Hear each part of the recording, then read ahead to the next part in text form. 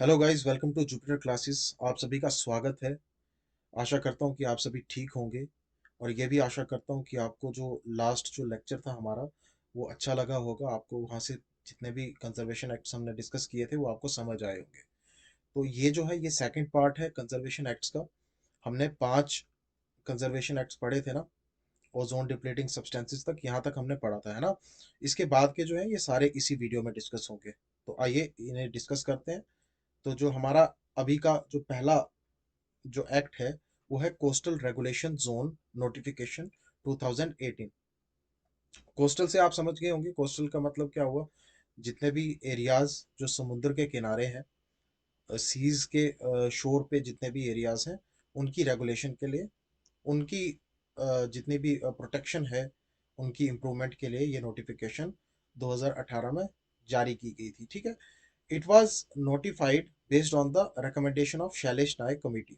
Shailesh Nayak committee जो थी, doctor Shailesh Nayak थे, जो सेक्रेटरी थे मिनिस्ट्री ऑफ अर्थ साइंसेस और ministry of forest environment and climate change के सेक्रेटरी थे ये।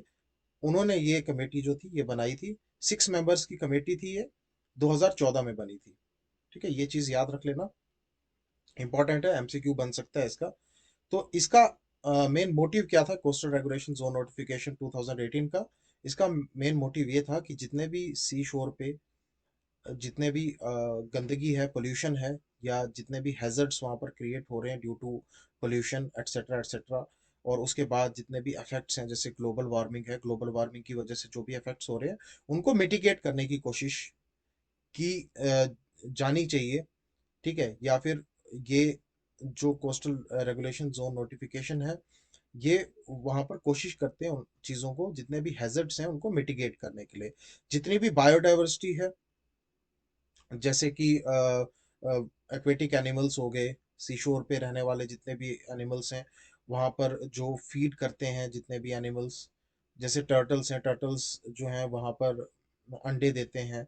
ठीक है, उनकी प्रोटेक्शन के लिए। और उसके बाद उसके साथ साथ जितने भी वहाँ की लोकल कम्युनिटीज़ हैं, जैसे कि फिशरमैन है, फिशरमैन वहाँ पर डिपेंडेंट है, वो फिशिंग करते हैं, उसी से पैसा कमाते हैं, अपनी फैमिली को पालते हैं।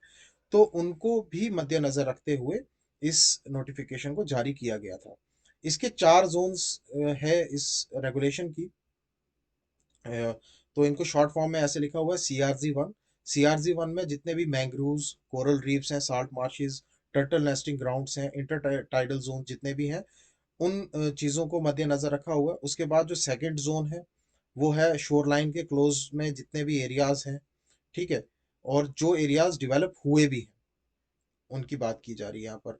थर्ड CRZ क्या कह रहा है यहाँ पर, जितने भी सब्सटेंशली बिल्ट अप एरियाज हैं, जैसे रूरल कोस्टल एरिया जितने भी हैं, उनकी रेगुलेशन के लिए CRZ 3। ठीक है, 3 जोन्स हैं, ये 3 जोन्स बताए हुए हैं कि इसके अंडर कौन कौन से 3 जोन्स हैं। सॉरी, 3 नहीं, 4 जोन्स हैं जो जिन जिन पे ये रेगुलेशन जो है वो काम करेगी। फोर्थ कौन सा आ गया, वाटर एरिया, जितना भी लो टाइडल लाइन जितनी भी है वो सब। ठीक है। To the limit of territorial water of India, जितना भी वाटर बॉडीज जितनी भी हैं, जहां जहां पर इंडिया का टेरिटोरियल राइट है, वहां तक की बात कर रहे हैं। ठीक है। तो ये नोटिफिकेशन थी तो 2018 में। इसमें हमने क्या क्या देखा, हमने एक तो ये शैलेश नायक कमेटी जो थी, इसके बारे में मैंने बता दिया आपको, उन्होंने बनाई थी, और ये क्या क्या इनके काम क्या क्या है। ठीक है। तो ये था कोस्टल रेगुलेशन जोन नोटिफिकेशन 2018। आगे बढ़ते हैं। Energy conservation act 2001। Energy conservation से समझ गए होंगे, एनर्जी का मतलब हो गया मेनली जो हम बिजली यूज करते हैं। ठीक है, उसकी कंजर्वेशन के लिए ये एक्ट बनाया गया था। ये क्या था कि जो एनर्जी की एफिशिएंसी और साथ साथ में जो वेस्टेज है उसको रिड्यूस करना है, एफिशिएंसी को बढ़ाना है, और वेस्टेज को है उसको रिड्यूस करना है। ठीक है, ये इसमें मेन जो इनके ऑब्जेक्टिव्स हैं। ठीक है। एनर्जी कंजप्शन के स्टैंडर्ड्स रखे हुए हैं इक्विपमेंट और अप्लायंसेस दोनों के लिए। ठीक है। अब इसकी एग्जांपल हम यहाँ पर देख सकते हैं। जैसे हम क्या करते हैं यहाँ पर, हमारे यहाँ पर क्या होता है कि जो हमारी लाइन होती है, बिजली की जो लाइन होती है इलेक्ट्रिसिटी की, उसमें होता है 1 किलोवाट, फिर उसके बाद 1.5 किलोवाट, ऐसे बढ़ता जाता है 3 किलोवाट। तो अलग अलग तरीके के जो लाइंस हैं वो दी जाती हैं। अब 1 किलोवाट वाला जो होगा वो क्या होगा, उसमें किराया थोड़ा सा कम होगा बिजली का, 1.5 में उससे ज्यादा होगा, 3 में उससे भी ज्यादा होगा। ठीक है, तो ये लिमिट जो है ये बनाई गई वहां पर एक तो। और उसके बाद मीटर्स हैं, जो इलेक्ट्रिसिटी के मीटर्स हैं उनको लगाया गया है।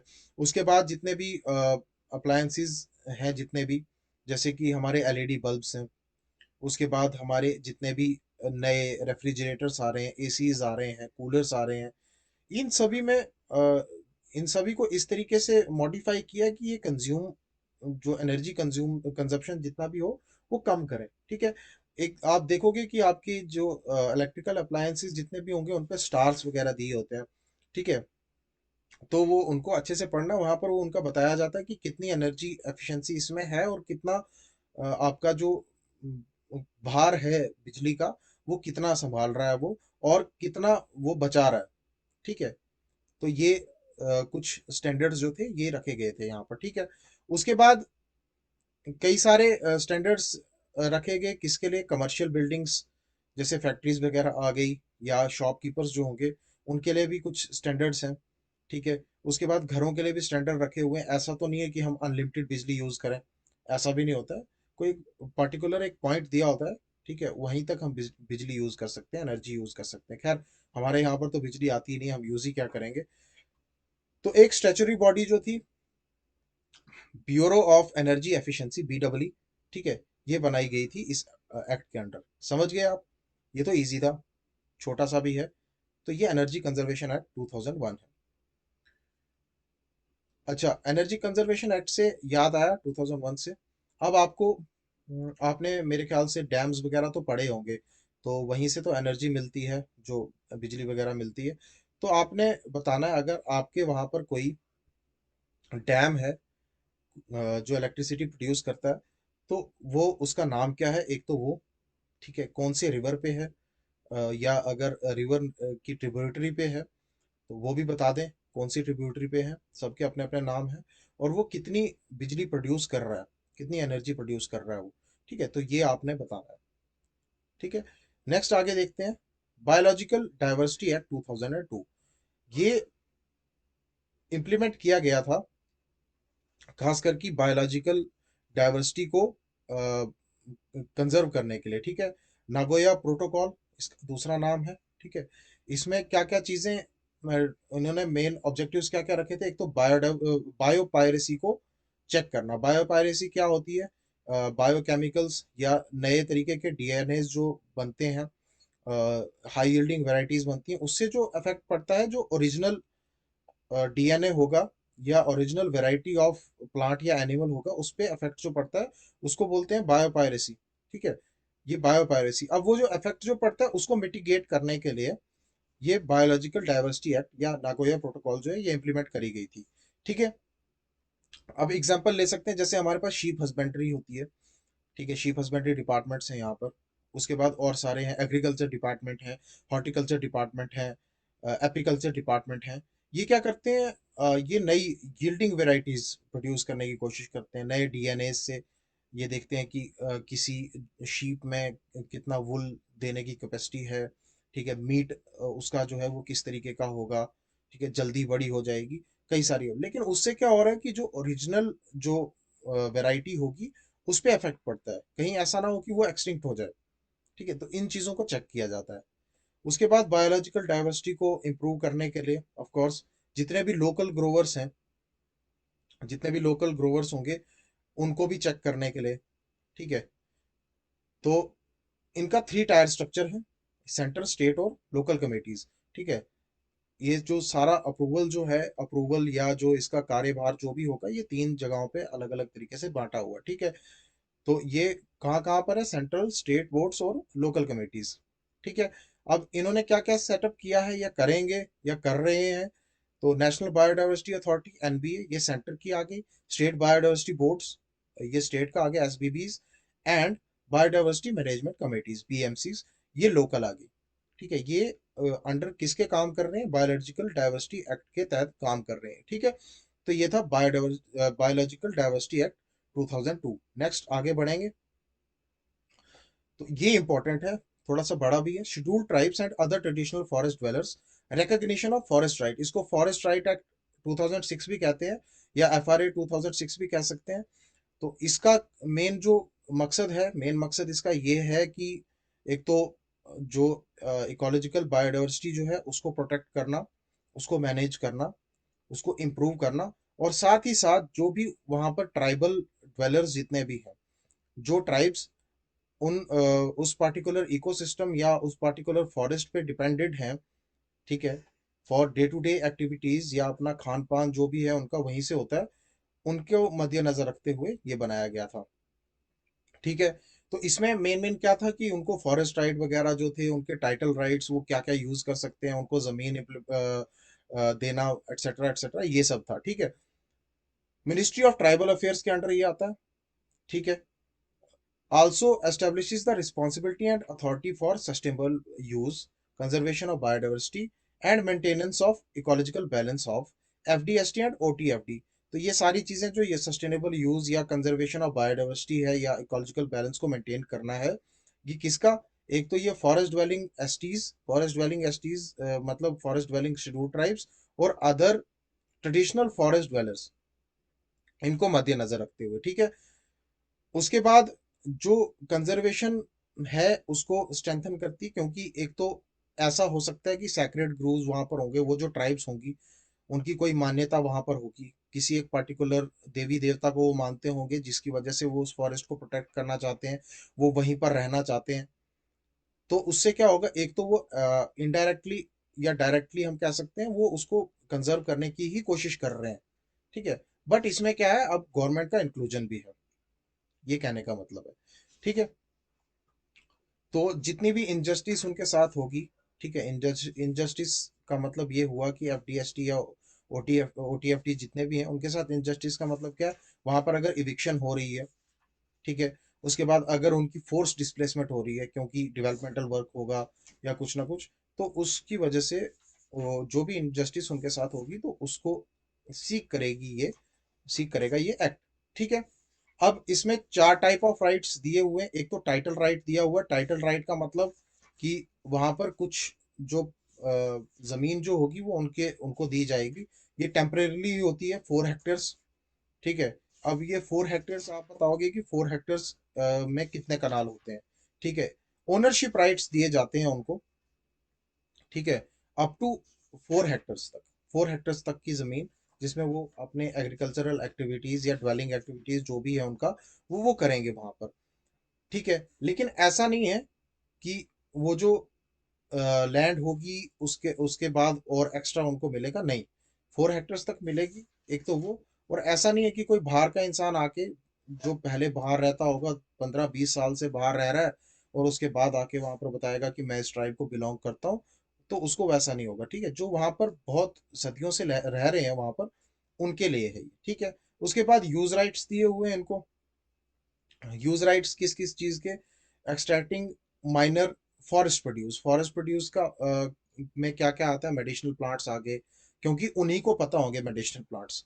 तो मेडिसिनल प्लांट्स वो गवर्नमेंट को लाके देंगे, और फिर बाकी जितनी भी जनता है हमारे पूरे भारत की, जम्मू कश्मीर की, ठीक है, ये मैं एग्जांपल दे रहा हूँ, ठीक है, तो उनको उन दवाइयों से ठीक किया जा सके, ऐसा कुछ। ठीक है। तो अब वो है, तो उन्हीं को पता ना। ठीक है। देसी दवाइयाँ जो है वो उन्हीं को पता है। उसके बाद वो जो वहाँ के लोकल फ्रूट्स जो होंगे उनको कंज्यूम कर सकते हैं। उसके बाद जो ग्रेजिंग एक्टिविटीज जितनी भी होंगी, वो सारा कुछ जो है वो उनको राइट्स दिए हुए हैं। उसके बाद है relief and development rights. Relief and development rights का मतलब क्या है, कल को अगर इलीगल इविक्शन होती है, फोर्स डिस्प्लेसमेंट होती है, जैसा मैंने पहले बताया, तो उस टाइम पे क्या होगा कि उनको नई जगह जो है वो ऑथराइज करेगी गवर्नमेंट।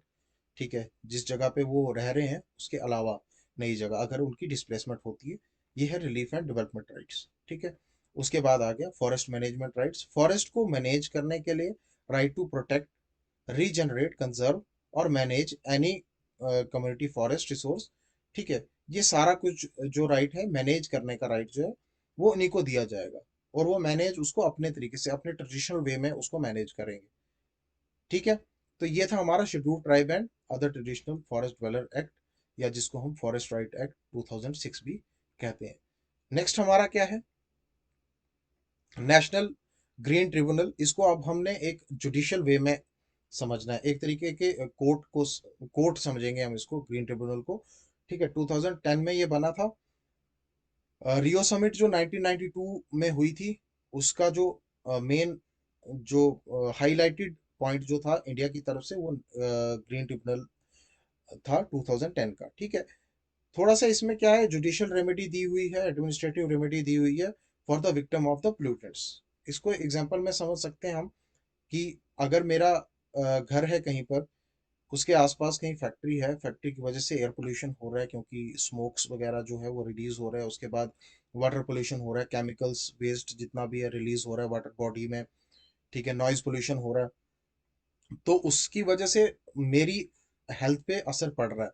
तो मैं क्या करूंगा, उसको नेशनल ग्रीन ट्रिब्यूनल जो है, इस कोर्ट में अपील डाल सकता हूँ कि इसकी वजह से मुझे ये नुकसान हो रहा है। तो या तो कोर्ट क्या करेगा, उसको लिमिट कर देगा फैक्ट्री को, उसका टाइम लिमिट कर देगा कि फैक्ट्री जो है इस टाइम से इस टाइम तक चलेगी। उसके बाद जो फिल्टर्स वगैरह यूज करने के लिए गवर्नमेंट बोल देगी कि इस फैक्ट्री को ये फिल्टर यूज करना है ताकि पोल्यूशन ज्यादा ना हो, नुकसान ना हो। ठीक है, या तो वो उसको उसकी लोकेशन ही बदल सकते हैं। ठीक है, ये हो सकता है। तो आर्टिकल 21 जो है, right to healthy environment for its citizen, ठीक है, जो कॉन्स्टिट्यूशन का उसके साथ एग्री करता है ये नेशनल ग्रीन ट्रिब्यूनल ट्रिब्यूनल। ठीक है, अच्छा ये क्या है कि जो केसेस इसके होंगे वो 6 मंथ में डिस्पोज ऑफ कर दिए जाएंगे। जैसे ही अपील होती है तो 6 महीने के अंदर अंदर वो केसेस जो होंगे वो डिस्पोज ऑफ हो जाएंगे। तो ऐसा नहीं है, क्या पता ऐसा हो कि मैं जब केस चल रहा है तो वो पूरा नहीं हो रहा है, तो नेशनल ग्रीन ट्रिब्यूनल पे ही मैं टिका रहूंगा। मैं बाकी के जो सिविल कोर्ट्स हैं वहां पर भी अपील डाल सकता हूँ। ठीक है, लेकिन मेन जो है शुरुआत जो है वो ग्रीन ट्रिब्यूनल से होनी चाहिए, क्योंकि ये एक तरीके का फास्ट ट्रैक जुडिशियल प्रोग्राम। 6 महीना तो बहुत कम टाइम होता है, यहाँ पर तो 10-10 साल लग जाते हैं। तो 6 महीने के अंदर अंदर ये उन केसेस को डिस्पोज ऑफ कर देगा।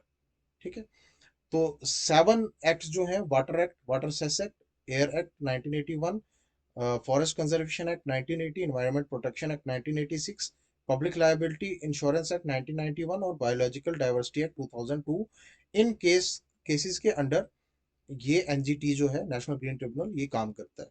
दो एक्ट्स जो हैं इससे बाहर रखे हुए हैं, वो है वाइल्ड लाइफ प्रोटेक्शन एक्ट, जो हमने अभी पिछली क्लास में पढ़ा भी था, और जो अभी हमने इससे पहले जो पढ़ा, S T and other traditional forest dweller act. ठीक है, ये भी इससे बाहर रखा हुआ है, ये दो एक्ट जो है इससे बाहर रखे हुए हैं। तो ये था हमारा NGT, national green tribunal act 2010। ठीक है, next, compensatory afforestation fund act 2016। ठीक है, अब ये क्या है, सीएएफ इसको शॉर्ट फॉर्म में बोल सकते हैं। ये मैनेज किया गया था, जितने भी फंड्स कलेक्ट होते हैं, एक हिसाब से हम बोलते हैं कंपनसेशन का फंड जो है कलेक्ट किया जाता है। और अब वो कंपनसेशन किस तरीके की होती है वो भी हम यहाँ पर देखेंगे। ये पहले जो मैनेज किया जाता था वो ad hoc compensatory afforestation fund management and planning authority, CAMPA जो है, इससे मैनेज किया जाता था, ये मैनेज करते थे इसको। इसका मतलब क्या है कि जब भी फॉरेस्ट की लैंड जो है वो अफेक्ट की जा रही है फॉर डेवलपमेंट काज, या फिर वो वहां पर सफाई हो रही है पेड़ों की, मतलब पेड़ जो है वो कट रहे हैं। ठीक है, तो उसकी वजह से जो इंडस्ट्री होगी या जो यूजर एजेंसी होगी वो पे करेगी गवर्नमेंट को, कोई फंड पे करेगी in form of compensation.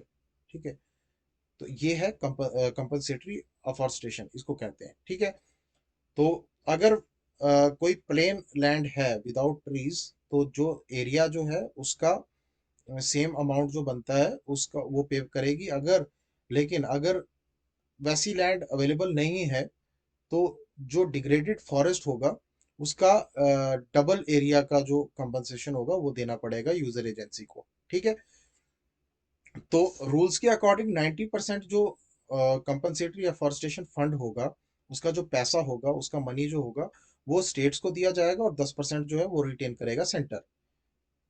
Okay, अब ये जो फंड्स कलेक्ट होते हैं ये किस किस चीज़ के लिए यूज़ किए जा सकते हैं, एनवायरनमेंट की प्रोटेक्शन को बढ़ावा देने के लिए, एजुकेशनल पर्पसेस जितने भी हैं, जो अवेयरनेस प्रोग्राम्स होते हैं, उसके बाद नेचुरल जनरेशन के लिए, forest management, wild life protection, उनकी मैनेजमेंट के लिए, जितने भी विलेजेस हैं उनकी रिलोकेशन के लिए, जो प्रोटेक्टेड एरियाज में जितने भी विलेजेस हैं उनकी रिलोकेशन के लिए, ठीक है, उनके लिए जो है ये काम करेगी गवर्नमेंट। ठीक है, तो ये था कंपनसेटरी अफॉरेस्टेशन फंड एक्ट 2016। तो ये लास्ट था ये एक्ट। ठीक है, तो अब जो मुझे लगता है कि मुझे भूल गया होगा, ठीक है, तो आप कमेंट करके बता दें कि क्या मुझे भूल गया, क्या मुझे पढ़ाना चाहिए, कोई कुछ एक्स्ट्रा पढ़ाना है। खैर जो एमसीक्यूज जो होगा उसमें मैं डिस्कस कर लूँगा ऑलमोस्ट। कुछ जो बाकी बचा हुआ होगा उसको हम कंप्लीट कर लेंगे एमसीक्यूज की फॉर्म में। और साथ में अगर कुछ लगता है आपको रहा है, कुछ अभी पढ़ाना है मुझे, तो आप मुझे पहले बता दें ताकि मैं वो सारा कुछ जो है डिस्कस कर लूँ। ठीक है, अब जो मेरा मानना जो है ये लास्ट लेक्चर था इन्वायरमेंटल साइंसेज का। अब मैं मैथ्स पे शिफ्ट हो रहा हूँ, तो अब मैं मैथ्स भी पढ़ाऊंगा क्योंकि उसके 3 टॉपिक्स बचे हुए हैं। उसके बाद रीजनिंग भी है, तो ज़्यादा देर करवाना तो आपको ठीक नहीं रहेगा। तो अगर आपको कोई क्वेश्चंस है वो आप कमेंट में पूछ सकते हो, लेक्चर के रिलेटेड, क्लासेस के रिलेटेड। ग्रुप्स हमारे बने हुए हैं वहाँ पर भी पूछ सकते हो। ये मेरी ईमेल आईडी है, ईमेल आईडी पे आप मेरे को मेल कर सकते हो। कुछ भी है, क्वेश्चंस हैं, कुछ भी हो सकता है, ठीक है, आप मेल कर दो। फ़ोन नंबर मेरा ये पड़ा है, ठीक है। मैसेज करना, कॉल मत करना, कॉल मैं उठाऊंगा ही नहीं। मैसेज कर देना व्हाट्सएप पे, व्हाट्सएप के लिए यही है मेरा नंबर, ठीक है। वहाँ पर मैसेज कर देना, कोई भी क्वेश्चंस हैं लेक्चर के रिलेटेड, क्लासेस के रिलेटेड। आपको अगर एक्स्ट्रा कुछ पढ़ना है तो मैं थ्रू व्हाट्सएप या वीडियो कॉन्फ्रेंसिंग वहाँ पर पढ़ा सकता हूँ। ये मेरी इंस्टाग्राम आईडी है, आप यहाँ पर भी जा सकते हो। उसके बाद ई बुक्स जो है वो हमारी डाउनलोड कर लो आप ऐप से।